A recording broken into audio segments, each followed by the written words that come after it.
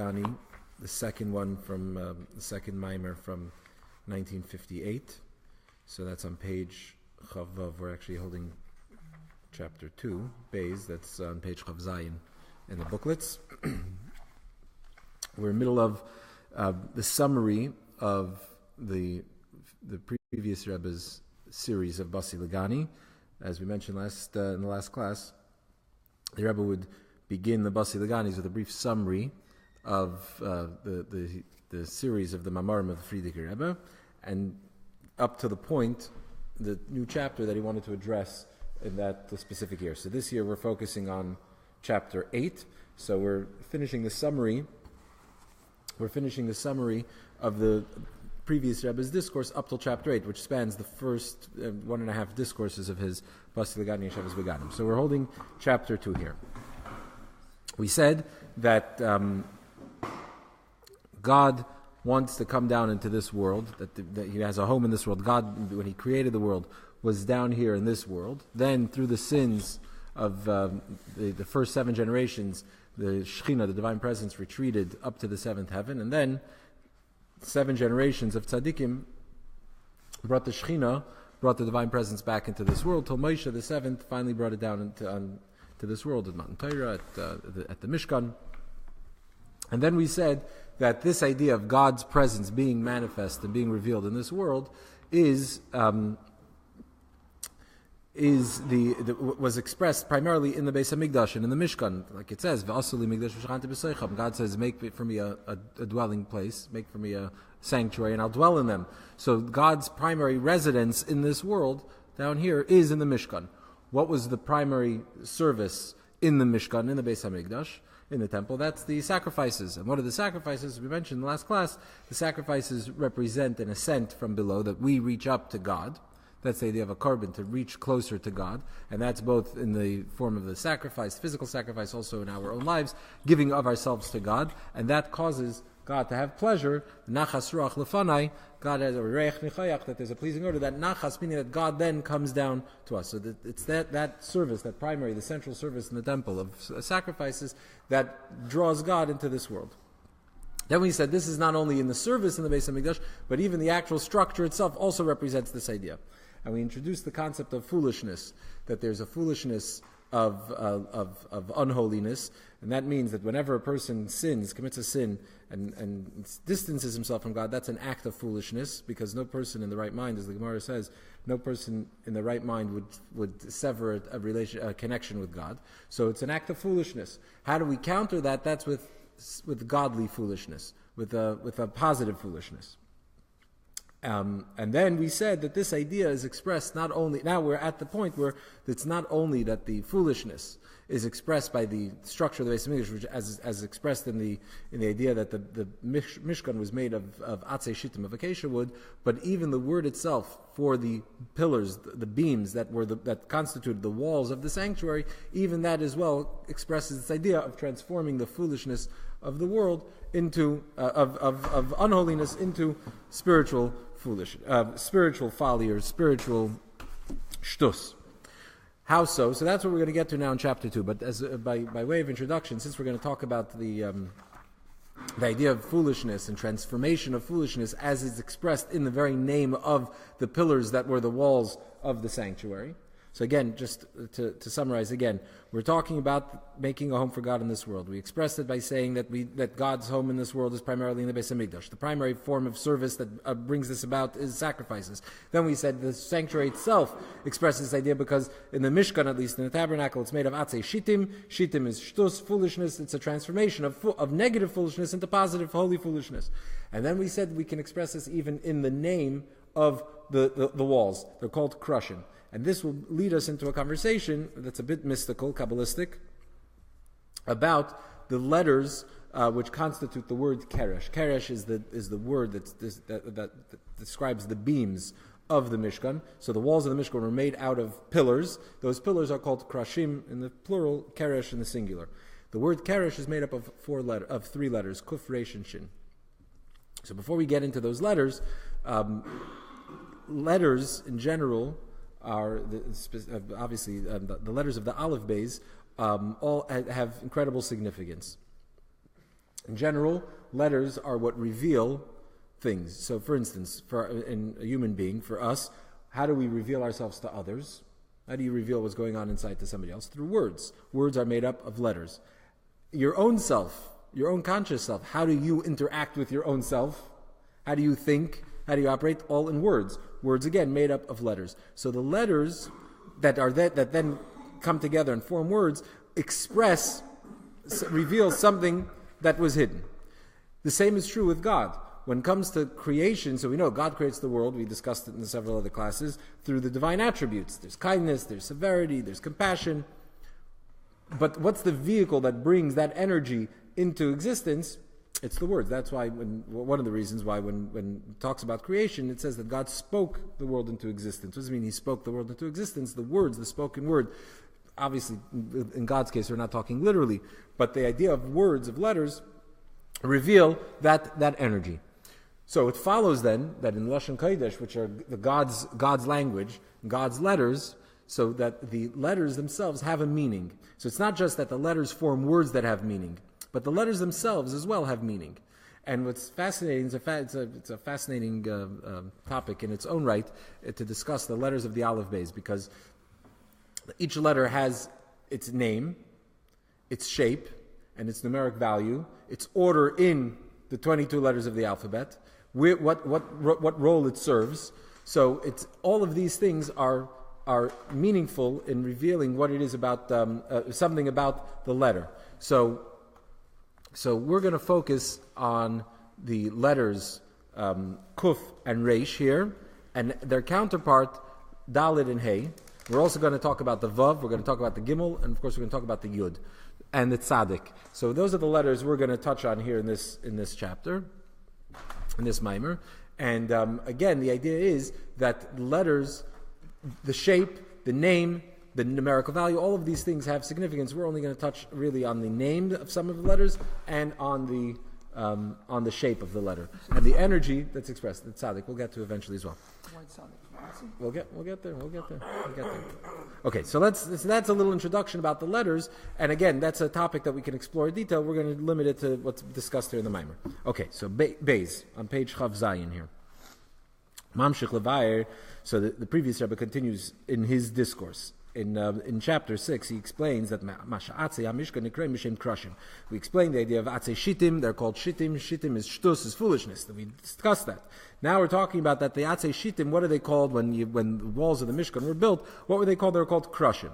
Shebetevas Keresh yesh gimel eisius. The word Keresh, that's singular for Krushim, there are 3 letters. Kuf, Reish, Vishin. Then Yanamhu. And what is the significance, the meaning of these 3 letters? The letters are, as the verse says, Asa Vaiker. Asa Vaiker, the morning came, or the light came. So Asa, which means that it brings light, Asa is also from the term Oisios, or Ois, which is a letter. Letters also, Ois, the word Ois is also a sign, also again, idea of revelation, of revealing. So Asa Vaiker, that's a reference to the fact that each letter reveals something, it brings something to light. So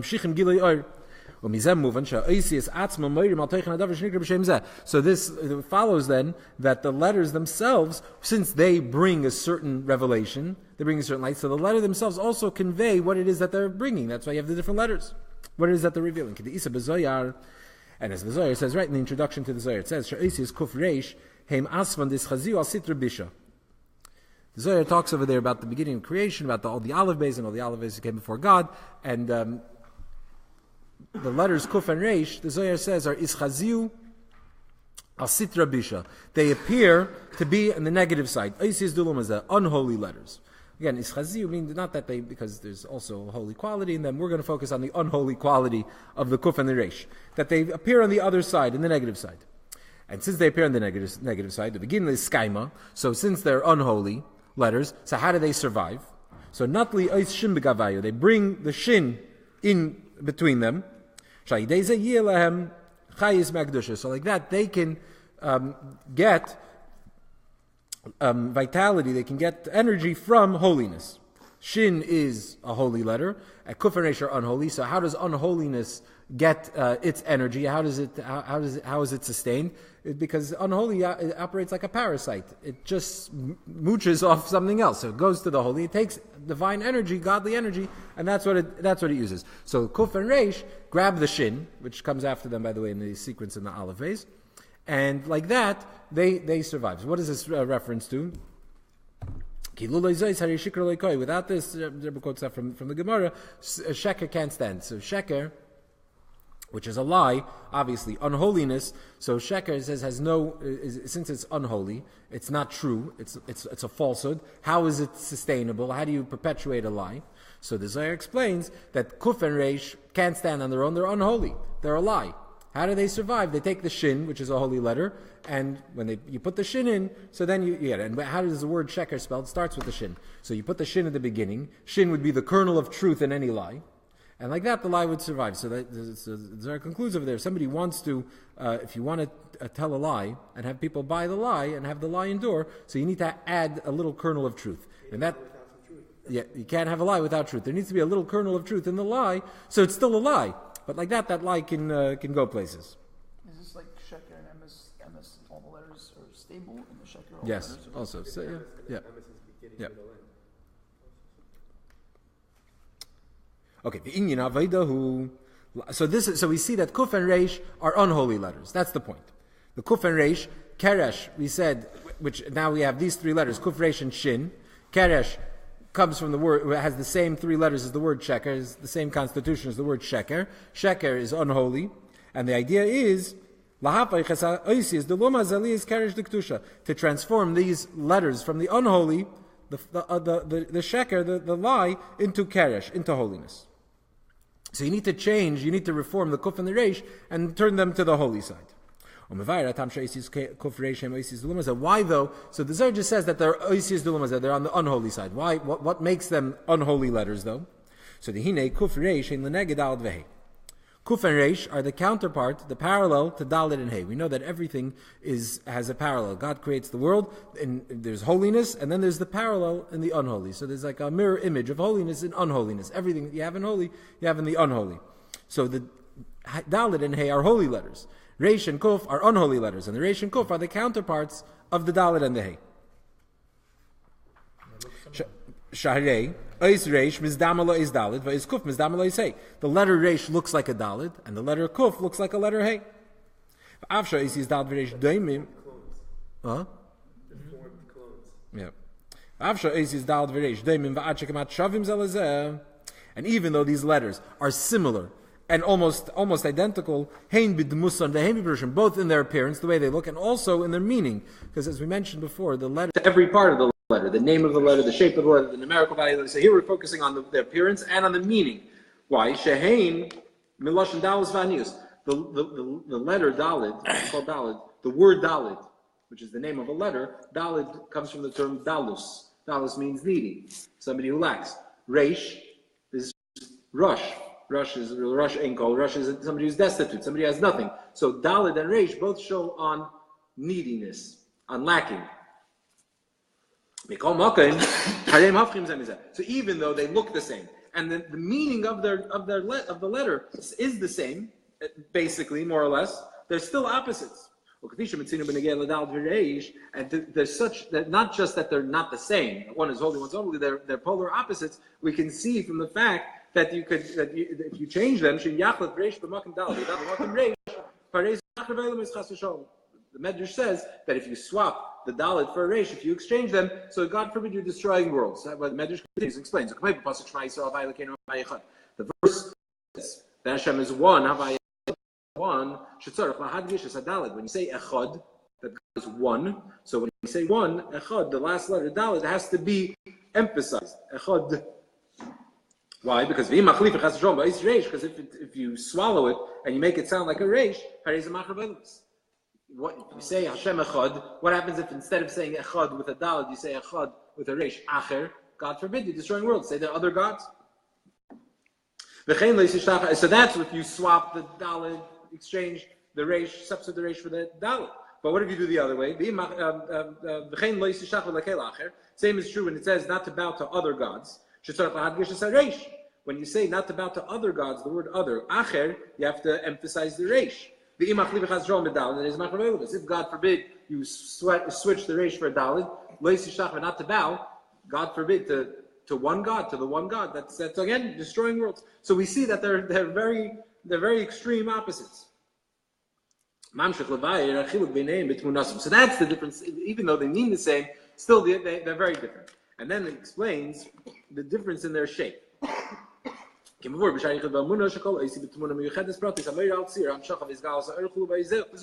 As Dr. Rebbe explains in the end of Shari Yichud B'Amunah, the last chapters of Shari Yichud B'Amunah, when he gets into the building blocks of creation, he talks about the letters of creation. So each letter, the form of the letters we discussed earlier, each letter represents a certain type of energy and a flow of energy.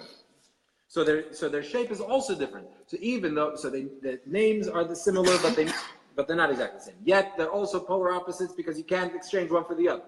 Now the shape, we said, is also the shapes are the same. They're the same, but there's a big difference. The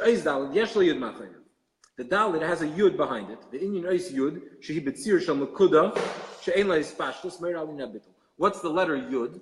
So dalit is made up kind of two letters, a reish and a yud, basically, more or less. So the yud, but in the back of the dalit, what is yud? Yud is a dot that has no, that doesn't expand in any direction. That's the ultimate dot is the point, and that point has no expansions, no dimensions, and that represents bittul, nullification, where you become small, you don't take up any space, you don't expand. So the dalit has bittul, has this self-nullification. Very close. What's the general difference? If you wanted to define the difference between godliness and unholiness, Alter Rebbe discusses in Tanya that you define something. What makes something holy? When you say something is holy, what you mean is that it does, or what you could say is that it doesn't draw attention to itself. Something is holy means something that's like transparent, that you don't see it, you see God. Right? The Shekhinah only rests on somebody who's batal, somebody who's nullified. The idea that we draw attention to anything other than God is a form of concealment of His oneness. So holiness, what makes something holy is that you don't see it, you see God. A malach is called b'shem elikim. You can call an angel by the name of God because an angel is holy. Holiness, you don't see the thing, the being, you see God, the God that behind it, that animates it. And unholiness can be defined as anything that draws attention to itself, anything that conceals on the oneness of God. That's already unholiness. So holiness is batal, something that's nullified, that doesn't have self-importance, it doesn't draw attention to itself. And unholiness is the contrast, the other side, is drawing attention to itself, pumping itself up and making itself as an entire, its own independent entity. And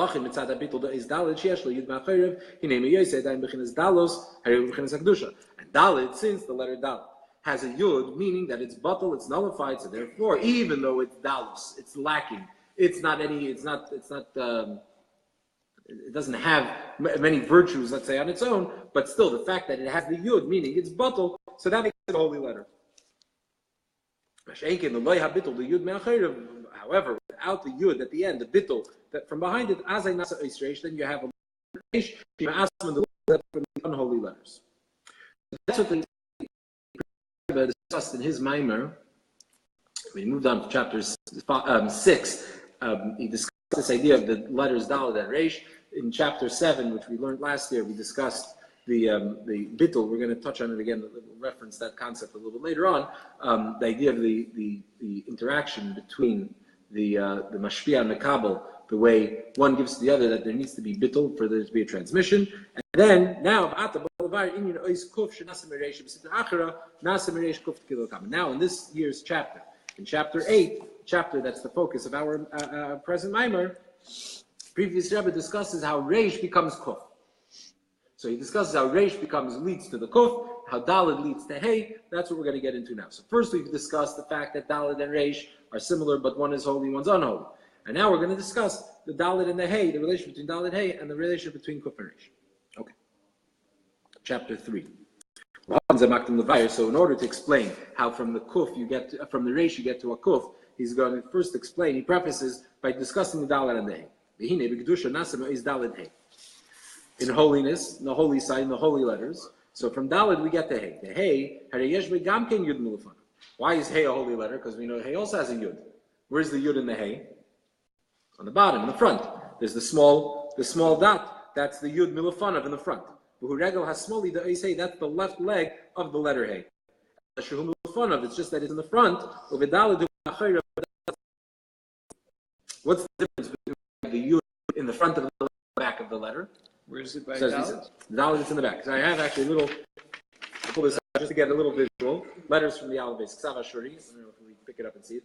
We're focusing now on the Kuf and the Reish, the Dalet and the Hey, but we're about to get into the Gimel. I just ripped this off the internet, so don't mind all the other. This discusses how you write them and form them. So you see the Dalet has this is the Yud in the back of the Dalet. So the Dalet extends backwards. The Reish has no Yud in the back, right? It's smooth. Hey, which also is the shape of the Dalet, but has the Yud. So the Yud goes from here in the back, it goes to the front. And you actually see the Hey is like literally an upside down Yud, as you can see. So that's the Yud. So what's the difference between the Yud of the Dalet and the Yud of the Hey?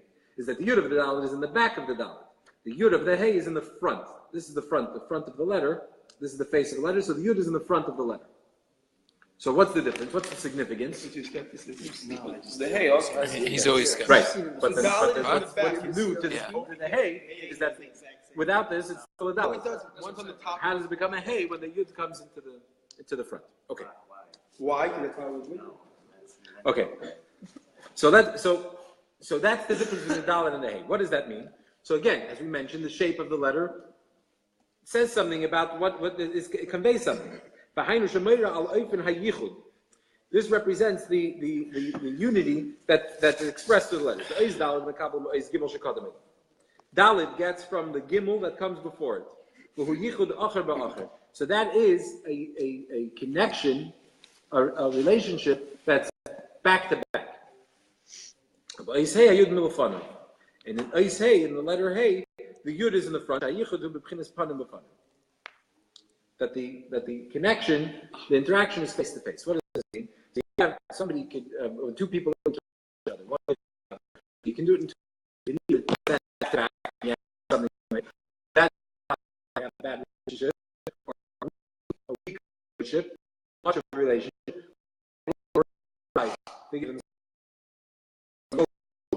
And then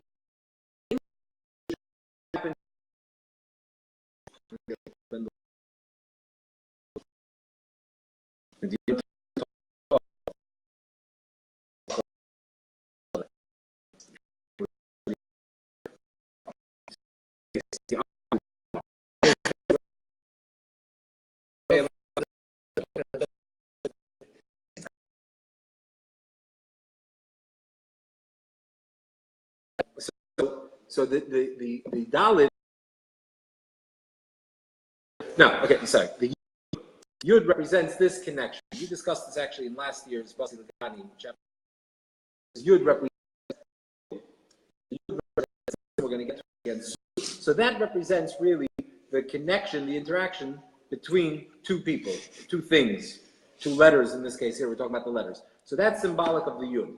So when the Yud's in the back of the letter, what does that tell you? That the connection is from the back. It's a weaker connection. But when the Yud, meaning the connection is in the front of the letter, when it appears in the front, so that's a more intimate connection, it's a much more powerful connection. That's panim b'panim, face to face. So this happens, how is it that you go from a back-to-back connection to a face-to-face connection? That's through tzedakah, charity. Because Arizal, as we find in Arizal, the tzedakah of tzedek hey, tzedakah, the word tzedakah, 4 letters, tzedek hey. Again, we have the chart that wrote out, printed it out, tzedakah. So tzedakah is 4 letters. Tzedek is the first, and then hey. So Arizal says tzedakah is tzedek hey. What does that mean? That tzedakah brings about the hey. Shem ois dalid nasa hey. Gimel dalid, gimel dalim, shadal mekabma gimel. Like this nasa is hey. How does this play out in the Aleph Beis? On the Aleph Beis, you have in the sequence you have gimel dalid and then hey. The Gemara says Gimel Dalid. The Gemara in Shabbos Gimel Dalid, Gimel Dalid. Gimel means Gimel to give. The name of the letter also Gimel. Just as we said, Dalid means needy. So Gimel is Gemal, means to give. So there's a giver and there's a receiver. The Gimel gives to the Dalit. We're going to explain soon more in length. Gimel gives to the Dalit. So it's the giver giving to the needy, the Gimel giving to the Dalit. And what's the result of that charity, of that tzedakah, is you end up with the letter Hey, that it comes face to face. This opening quote of chapter 3 is from the Friedrich Rebbe's Maimer from chapter 8 in the previous Rebbe's Maimer. Now the Rebbe's going to explain. So, Bira, Inyan, what does this mean? Now the Rebbe explains the Inyan Surah is Gimel in the shape of the letter Gimel. And Canal, as we mentioned earlier, that the shape of the letter represents the way the energy flows from the letter. So what's the letter Gimel? Shehu Kav Echad, Shehu Vav, Im Nekuda Shehu Yud Tachta. The Gimel, the letter Gimel, the shape of the Gimel is a Vav, is a line, and a dot, which is a Yud. And where is that Yud? It's on the bottom. And this represents Yisayid. Yud, again, this is something we discussed last year. Yud is symbolic of the attribute of Yisayid, belongs to Yisayid, because Yisayid, as we said, Yisayid is the connector between everything that comes before it and Malchus, the needy. So Yisayid is the end of the giver. That's where everything from the giver is invested within the giver, who then transfers to Yud. So I'm sorry, Yud is about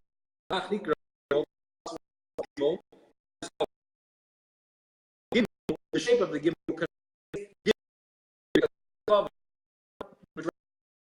everything that you have being given, making a move else, that's fine. The blow, flow energy within yourself, down, leading out to somebody else. It ends at the bottom with a Yud. That's Yisayid, the Yisayid that receives all of that and then gives it to somebody else. So Gimel represents giving, and therefore the word Gimel also means giving. Gimel is Gimel. Gimel Dalet. Gimel gives to Malchus. It's Yisayid that gives to Malchus. Malchus is the receiver. Malchus is called Dal because Malchus doesn't have Malchus doesn't have anything of its own. Malchus simply receives from everything that precedes it. Okay, so if you look at the letter Gimel here, you see you have this Gimel looks more of a Zayin than a Vav, but the point is the same. There's a dot on the top. We're not going to focus on that dot on the top, and the line that goes down, and then there's a Yud. You see, that's a Yud. If you flip it a little bit, you can see that it's a Yud. The Yud is on the bottom of the Gimel. And this Yud, that's the connection, the Achar Ba'achar connection of Gimel giving to Dalet. So Gimel represents Yisayid, Dalet represents Malchus. It's the Gimel giving to the Dalet, Yisayid giving to Malchus. What does this mean? The Inyan of Vav Yud, is a Dugmas Ois Vav. The Vav and the Yud are similar to the letter Vav. The Vav itself is also, again, a Yud. What's the letter Vav?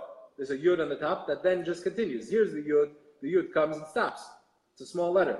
Vav is the Yud, but just continues all the way down. Right? So a Vav is a Vav and a Yud. In the letter Vav, the Yud is on the top, and the line of the Vav extends downward. So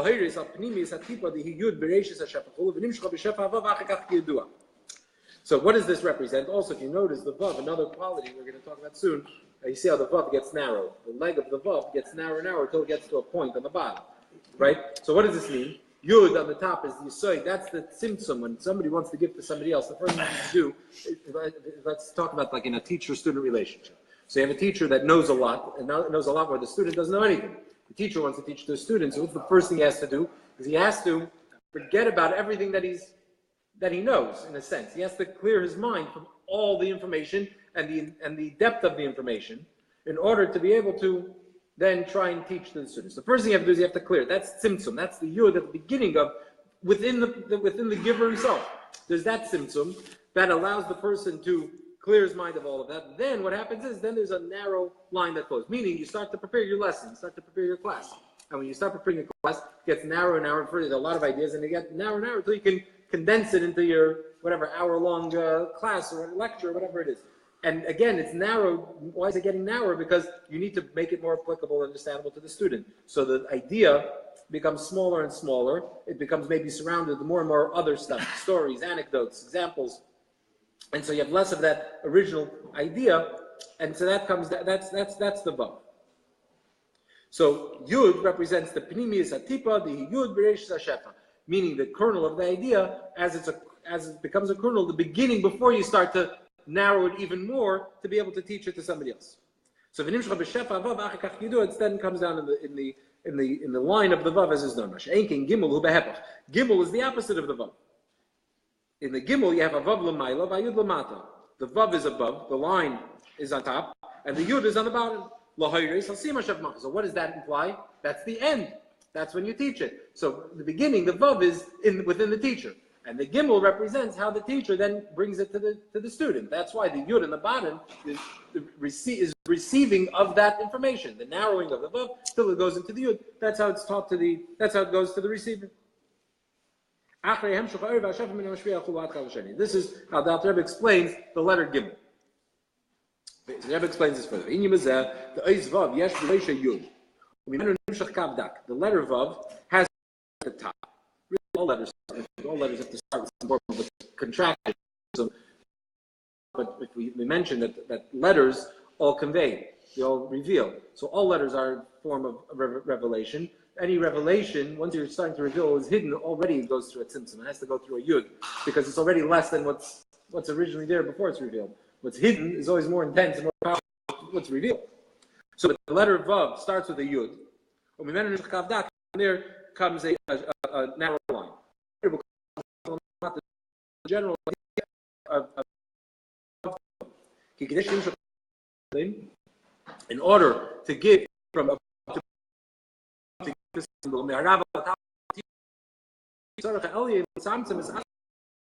the first thing that the teacher in order to give to the receiver needs the receiver's place. He has to come. That's a form of symptom.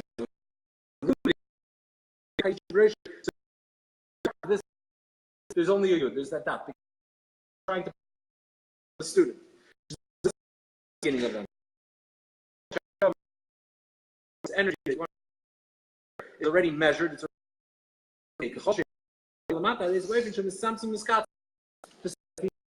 the more you're teaching the idea, the further you're getting, it's getting now.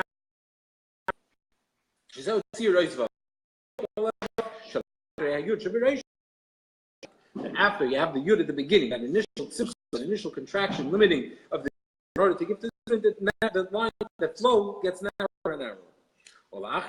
After this, in order for it to be able to give to a student who's totally beyond the capacity of the teacher, and in a way that the student, the receiver, should be able to receive it. So there has to be another tzimtzum, a second contraction. Meaning that the receiver has to be limited, has to limit himself. And this bittul, this limiting himself, is the vessel through which the receiver could receive. What does this mean? So the teacher has to limit himself before he can teach. He has all these ideas. They're very intense. They're very deep. They're very advanced. But if he wants to teach to a novice, to somebody who doesn't know anything, so he needs to limit himself. That's the idea of the yud at the beginning of the letter. Then comes the lesson. Now, teachers are tailor,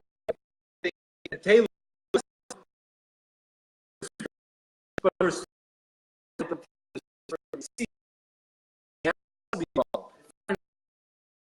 information. You have to come to class ready to learn. If you come to class ready to learn, you're not going to learn anything. The lesson is how the teacher is. You have to be ready to learn. The readiness to learn means suppress whatever you have. So that's the bittul kabo. We got to wrap it up.